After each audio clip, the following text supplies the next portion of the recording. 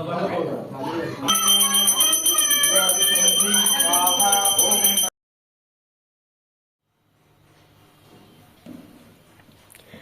Morning মামি to time family, welcome back to my channel. আমি ঋতুপর্ণা চলে এসেছি তোমাদের কাছে কার্তিক পুজোর ব্লগ নিয়ে। আশা করি তোমরা সবাই খুব ভালো আছো। আমি আর পাবিনও কিন্তু খুব ভালো আছি। আজকে হচ্ছে বৃহস্পতিবার, কিন্তু কার্তিক পুজোটা ছিল সোমবার 17 তারিখে, আজকে 20 তারিখ। আর আজকে আমি ব্লগের শুরুটা তোমাদের সাথে করছি এই এক কাপ চায়ের সাথে।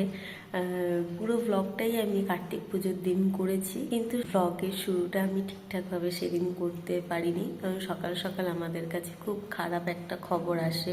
আমরা ভোর 6টার সময় ঘুম থেকে উঠেছি, আর উঠে টুকটাক আর কি ঘরের কাজবাজ করতে করতে আমাদের কাছে একটা ফোন আসে। আমার সেজো মামা শ্বশুর সেদিনকে ভোরবেলাতে মারা যায়। বাড়িতে একটা অত বড় পুজোর আয়োজন, আর এদিকে আমাদের একজন কাছের মানুষ সেদিন মারা যায়। তো সেরকমভাবে ফোনটা হাতে ধরে কথা বলে ব্লগ করার মতন মনটা আর কি একটুও ভালো ছিল না। আমার মামা শ্বশুর বাড়ি একদমই কাছে, আর সেজো মামা খুব ভালো একজন মানুষ ছিলেন। সেদিন খুব ইচ্ছে ছিল আমার যে, যেহেতু এটা আমার 4বার ছিল কার্তিক পুজো, আর এটাই আমার লাস্ট বছর ছিল উদযাপন করার ছিল, তো আমার খুব ইচ্ছে ছিল যে ব্লগটা আমি খুব সুন্দর করে করব, সবাই আসবে। মামা শ্বশুর বাড়িতেও বলেছিলাম আসতে, কিন্তু যেহেতু সেই দিনই মারা যায়, তো সেটাই স্বাভাবিক যে কেউ আসতে পারবে না।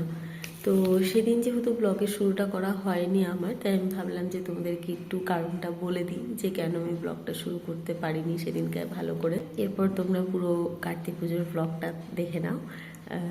আর তোমাদের কেমন লাগলো প্লিজ একটু কমেন্ট করে বলো, তাহলে আমার খুব ভালো লাগবে। আজ নভেম্বরের 17 তারিখ সোমবার।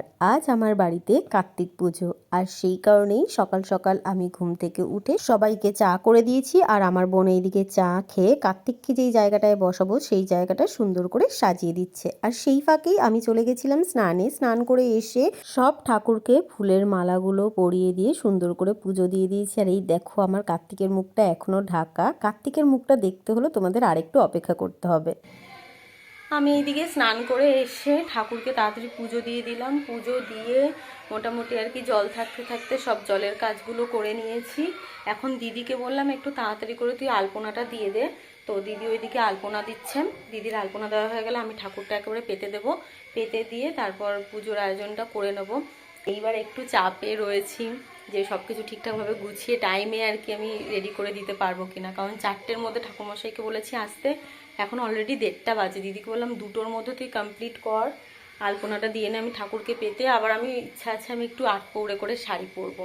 ওই দেখো ওইদিকে আমার দিদি বসে বসে এখন আলপনা দিচ্ছে, আর দুটো ছানাতে একসাথে বসে ফোন দেখছে। আমি এইদিকে চন্দনটা তাড়াতাড়ি করে বেটে নিয়ে এইদিকে আমি এখন দুব্বাগুলো সব বেছে নিচ্ছি। জানো তো ঠাকুরমশাইয়ের যেহেতু প্রথমে 4:30-র সময় আসার কথা ছিল, তাই সেই বুঝেই তাড়াতাড়ি করে স্নান করে পুজোর এই দিকটা আমি গোছাতে শুরু করে দিয়েছিলাম। কিন্তু আমার এতটাই দেরি হচ্ছিল পুজোর এই আয়োজনগুলো ঠিকঠাকভাবে করতে, তো সেই কারণে আমি ফোন করে একটু বলেছিলাম 4:30-র জায়গায় 5:30টায় আসতে।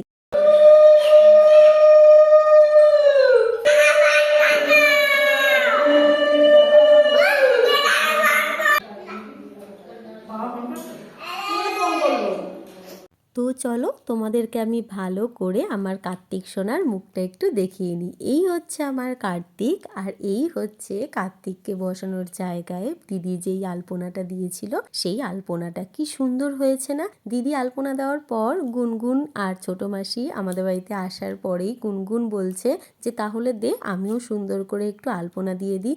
আর এই দিকে রান্নাঘরে সেই সকালবেলার দিয়ে মা রান্না করে যাচ্ছে। এখন মা দুপুরবেলার রান্না বান্নাটা করছে। এইদিকে মা কিন্তু এখন ভাজছে হচ্ছে ফুলকপির বড়া। দুপুরে রান্নার সাথে সাথে মা কিন্তু রাতেরও কিছু কিছু রান্নার সব জিনিসপত্র রেডি করে রেখে দিচ্ছে, যাতে পুজোর সময় অন্তত রান্না বান্নাটা না করতে হয়। আর এইদিকে কিন্তু সেদিনকে মা ফুলকপির ডাঁটি চচ্চড়ি করেছিল, যেটা নাকি খেতে দারুণ হয়েছিল। আর এইদিকে দেখো এখন বড় মামা আর ছোট মাসি দুজন মিলে রাতে যেহেতু ফ্রাইড রাইস করা হবে, তো সেই কারণে বিনস গাজর এগুলো সব টুকটুক করে কেটে রেখে দিচ্ছে। আর দেখো গুনগুন কি সুন্দর করে আলপনা দিয়েছে। ওইদিকে পুজোর সব প্রিপারেশন মোটামুটি কমপ্লিট করে এইদিকে আমি নতুন একটা শাড়ি পরে রেডি হয়ে গেছি, আর ওইদিকে বরকে বললাম তাড়াতাড়ি করে একটু সন্ধ্যেটা দিয়ে দিতে। আর ঠাকুর মশাই এখনো আসেনি, 5:30 বেজে গেছে না? 5:30 বেজে গেছে, 6টার মতন বাজে। আর এই যে এইদিকে গুনগুন আর শ্রেয়া দুইজনে এখন রেডি হচ্ছে। আমি শাড়ি পরে রেডি হয়ে এইদিকে এখন চলে এসেছি, এক এক করে ফলের বাটাগুলো সব নিচে নামিয়ে কার্তিকের সামনে সুন্দর করে সাজিয়ে দিচ্ছি। জানো তো, একটা সময় ছিল যখন আমি একদম উপোস করে থাকতেই পারতাম না, বলতে পারো না খেয়ে আমি থাকতে পারতাম না। তার জন্য বিয়ের আগে কখনো আমাকে আমার বাবা মা শিবরাত্রির উপোসটাও করতে দেয়নি। আর এখন সেই আমি দেখো যেরকম ভাবেই হোক কিন্তু জল না খেয়ে উপোস করে কার্তিক পুজোর আয়োজন করেছি। আজও আমার মনে আছে 2019-এ আমার দিদি, জামাইবাবু, নিবেদিতা দি আর দীপঙ্কর দা মানে আমার দিদির বন্ধুরা সবাই মিলে আমার এই বাড়িতে কার্তিক ফেলবে বলে রওনা দিয়েছিল। কিন্তু ফোন করে জানতে পারে আমি আমার শ্বশুর বাড়িতে নেই, বাপের বাড়িতে আছি। তাই ওরা আমার মায়ের বাড়িতেই সেই বছর কার্তিকটা ফেলেছিল।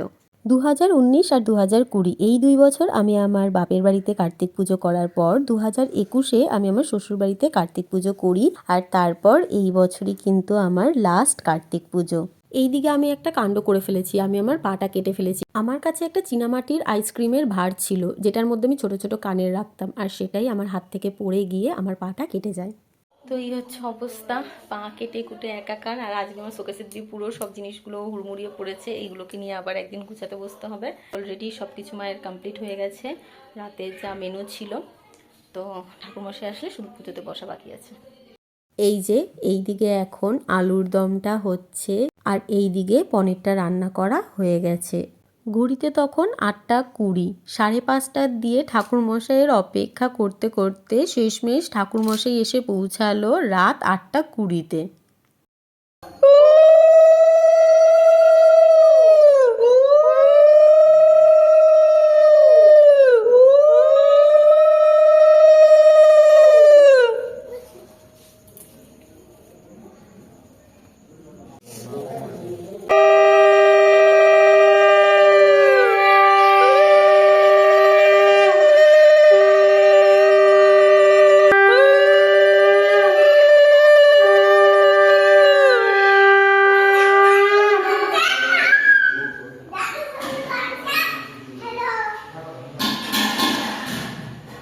বাবা, ও দাদু ফোন করছে বলে নাকি আমরা উলু দেবো না, শঙ্খ বাজাবো না, ভাব তাইলে।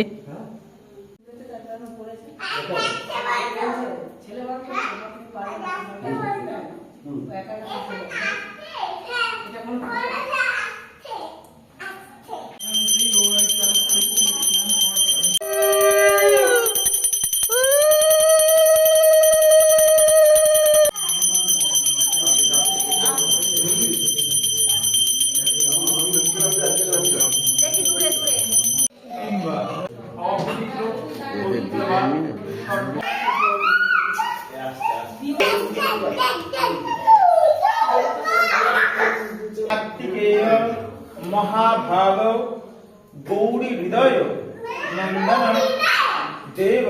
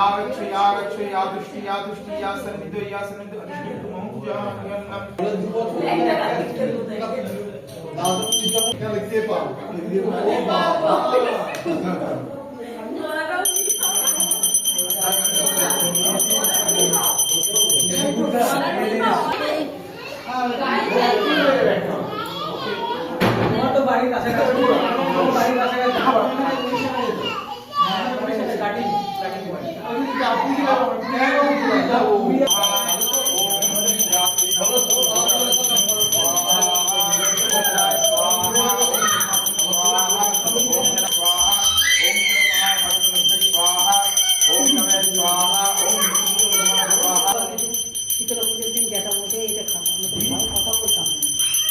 খেয়ে যাও।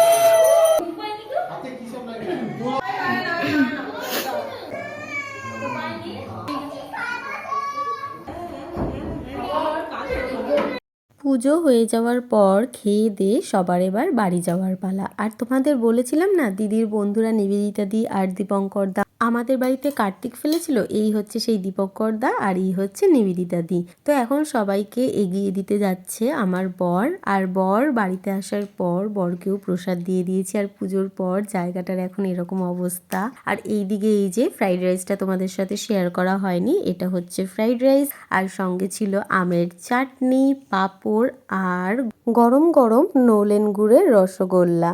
পরের দিন ভোর 6টার সময় ঘুম থেকে উঠে স্নান করে একেবারে রেডি হয়ে নিয়েছি। 7:30টার সময় ঠাকুরমশাই এসেছিল ঘরটা নাড়া দিতে।